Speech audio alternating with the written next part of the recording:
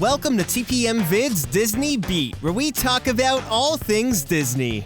If you're new to the channel, hit that subscribe button and click the bell icon to be notified when we upload a new video. We also have Instagram and Twitter. You can find us at TPM Videos. Disney theme parks are home to a variety of popular rides and attractions, but one type of ride that could be considered a Disney staple is the water-based dark ride. It's a classic concept. There's even something about the smell of these water rides that immediately reminds you of Disney. Really, we're not crazy. If you've been to the Disney theme parks, you know the exact smell we're talking about. And fun fact, the indoor water rides smell like that because Disney uses bromine to treat the water instead of chlorine. Now, this category of ride didn't originally debut at a Disney theme park.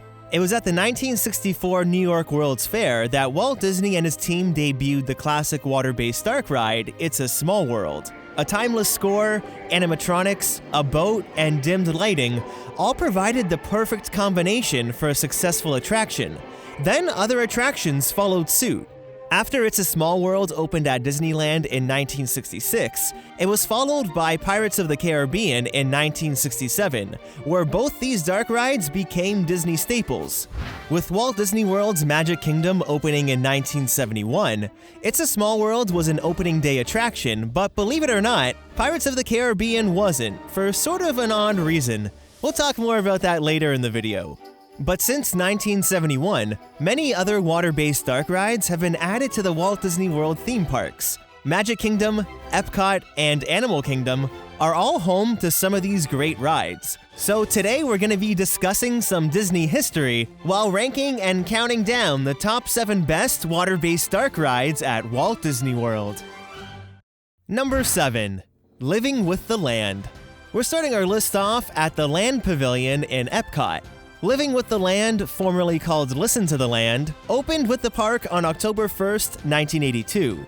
It's probably one of the most untouched attractions at Epcot that's kept the education aspect of the original concept of the park. After boarding the boat, you'll start your journey off by exploring a tropical rainforest, then a desert, and lastly, the American prairies. All these show scenes are filled with animatronics, and actually, the Buffalo animatronics were originally built for the Western River Expedition attraction that was supposed to go in Frontierland at Magic Kingdom. Now, the second half of the ride is pretty unique, since it takes you out of the dark and through a sort of backstage greenhouse tour. As you head through the production and research facility, the ride takes you into our living laboratories, where scientists from Epcot and the U.S. Department of Agriculture are exploring innovative ways to produce bountiful harvests. It's also a good place to keep an eye out for some not-so-hidden Mickeys along your way as well. Living with the Land is one of the longer attractions still left at Walt Disney World, so if you're looking for that bang for your buck in terms of ride time, you'll definitely want to check out this ride. Number 6. The Grand Fiesta Tour. Staying at Epcot, we'll take a trip into World Showcase and head into the Mexico Pavilion where it's home to the Grand Fiesta Tour starring the Three Caballeros.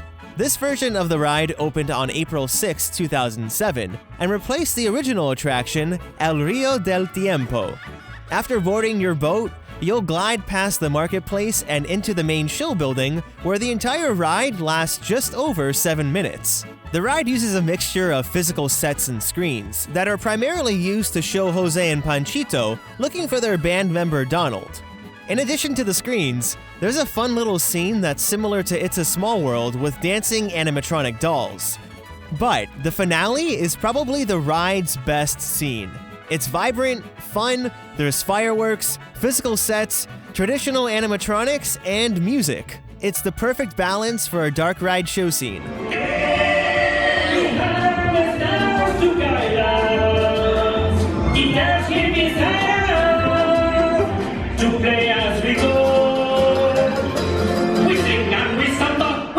Actually, the Three Caballeros animatronics were only added in 2015, replacing, surprise surprise, some screens. With a decent length and a kinetic variety of different show scenes, it's an entertaining and fun ride to take the number 6 spot.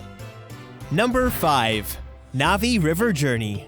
Walt Disney World's newest water-based dark ride opened in Pandora at Animal Kingdom in May of 2017. This ride was a great addition to Animal Kingdom since the park didn't already have a boat ride. As you board your reed boat, your journey begins through the Valley of Moara.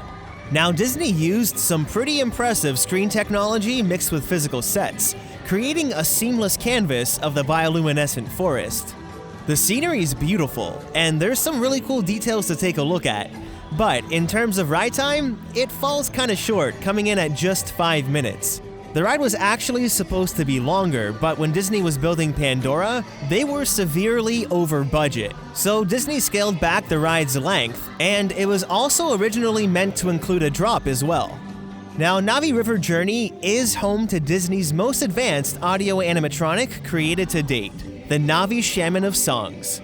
This figure is very impressive and very lifelike.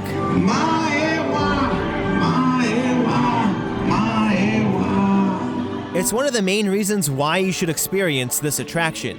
But after the Na'vi Shaman scene, the ride sort of just ends. It's a real shame it only features one animatronic, since this sort of dark ride at Disney would usually feature multiple animatronics to tell the story.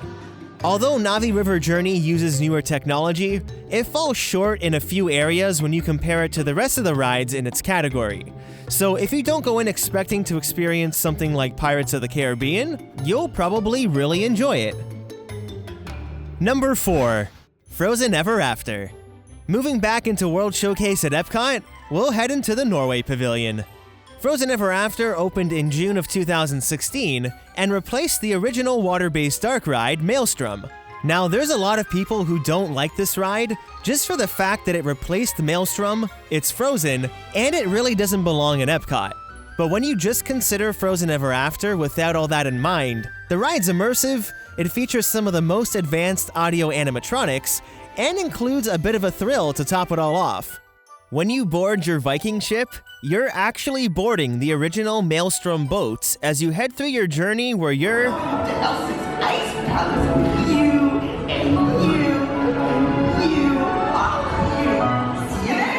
The entire ride is filled with songs from the movie, and all the characters are brought right to life. The Elsa animatronic in the Let It Go scene is so fluid and lifelike that you could easily mistake it for animation. The ride does fall a bit on the short side at only 5 minutes, but when comparing it to Na'vi River Journey, there's a lot more variety in what's happening around you to keep you stimulated for the entire ride. As for the thrill, well, you do travel backwards for a small part, and the whole you might get wet thing comes into play with a 28-foot drop after the marshmallow scene. Overall, expect some really cool animatronics and a fully immersive dark ride experience on Frozen Ever After. Number 3. It's a Small World. Let's take a trip to Magic Kingdom and head into Fantasyland to look at the classic It's a Small World. The ride opened with Magic Kingdom on October 1st, 1971, and it's based off the original It's a Small World that was built for the 1964 World's Fair. Through the 13-minute ride at Walt Disney World, It's a Small World features over 300 animatronic dolls representing many different cultures and regions from around the world through a song for world peace. According to Time magazine, It's a Small World is considered to be the most played song in music history. I mean, you definitely do hear it a lot through those 13 minutes, and in many languages too. Now, in terms of comparing It's a Small World to the technology of today, well, you really can't, but it still maintains that classic Disney charm. The ride's so simple, but there's just something about it that's distinctly Disney. And with a longer ride time, it's why it's taken the number 3 spot on the list. Number 2. Pirates of the Caribbean. Moving over into Adventureland at Magic Kingdom, it's a pirate's life for me at Pirates of the Caribbean. Now, although the ride is a classic and extremely popular, it wasn't an opening day attraction at Magic Kingdom. See, when building Walt Disney World, the Imagineers decided against building the ride since Florida was so close to the Caribbean. They thought people would be accustomed to pirates and wouldn't be interested in the story. Well, Disney was wrong, and after many guests complained, Disney had the Florida version of Pirates of the Caribbean built by December of 1973. As you step into your boat, You embark on an 8.5-minute journey into the world of the pirate's life. But before you see any real pirates, you plunge down a 14-foot drop under the Magic Kingdom train tracks. So you may get wet. Now you'll find yourself fully immersed into the world of these pirates through multiple show scenes that feature 123 different pirate, villager, and animal audio animatronics, the use of smells like burning wood, and a catchy song to top it all off.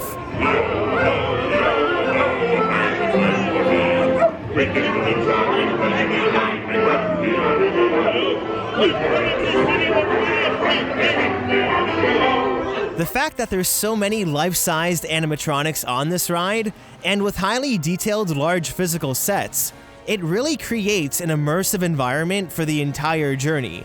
Pirates of the Caribbean is the quintessential water-based dark ride and sets a really high bar for future attractions added to the Disney parks. Number 1. Splash Mountain. Now we'll head just next door to Frontierland, where it's a zippity-doo-dah day at Splash Mountain. The ride officially opened on October 2nd, 1992, and it's the perfect balance of a water-based dark ride infused with thrill elements of a classic log flume ride. Now, although there's a lot of times when you're outdoors, the dark ride show scenes take up over 5 minutes of the 10.5-minute ride, so at the core, it's really a dark ride. Splash Mountain features 69 audio animatronics that tell the story of Brer Rabbit's adventures to find his laughing place. The sets are vibrant, and each scene features a different catchy musical number as well. It includes How Do You Do?, Everybody's Got a Laughing Place, and lastly, Zippity Doo Dah during the ride's iconic finale.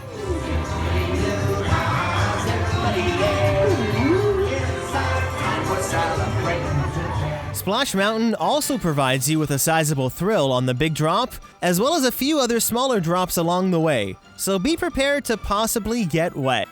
With a longer ride time than most rides, in addition to the detailed show scenes, animatronics, and the thrilling water elements, this is the perfect combination for a hit attraction, which is why Splash Mountain is the number 1 water-based dark ride on the list.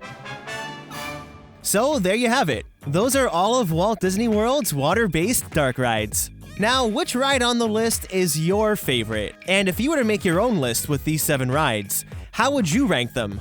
Leave a comment down below and start a conversation. If you have any videos from the Disney parks that you'd like to share with us to be used in future videos, follow the link in the description below. Thanks so much for watching. Click the TPM icon on the screen to subscribe to this channel, and check out some of these other videos which we're sure you'll like.